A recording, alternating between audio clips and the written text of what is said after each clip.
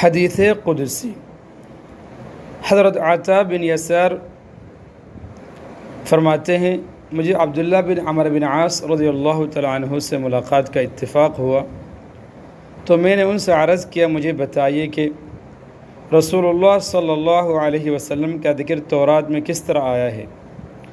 انہوں نے فرمایا اچھا، خدا کی قسم تورات میں آپ کی بعض ایسے صفات کا ذکر ہے جو وصف آپ کے قرآن میں بھی مذکور ہے، جیسے کہ اے نبی میں نے تم کو شاہد اور مبشر اور نذیر بنا کر بھیجا ہے اور آدمیوں کے لیے حفاظت کرنے والا بنا کر بھیجا ہے، تو میرا بندہ ہے اور میرا رسول ہے، میں نے تیرا نام متوکل رکھا ہے، نہ سخت کلام ہے اور نہ سنگ دل ہے اور نہ بازاروں میں غل مچانے والا اور نہ برائی کا بدلہ برائی کے ساتھ لینے والا ہے، بلکہ معاف کرنے والا اور بخشنے والا ہے۔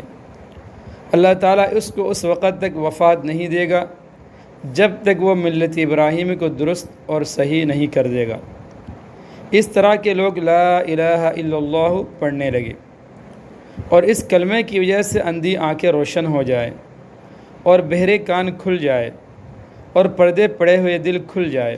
بخاری۔ امام دارمی نے اس روایت کو عبداللہ بن سلام رضی اللہ تعالیٰ عنہ سے نقل کیا ہے۔ شاہد کا مطلب یہ ہے کہ اپنی امت کے حق میں گواہ ہوں گے، مبشر خوشخبری دینے والے، نذیر ڈرانے والے۔ نبی کریم صلی اللہ علیہ وسلم کی تقریباً یہ وہ صفات ہے جو قرآن اور تورات دونوں میں یکساں ہیں۔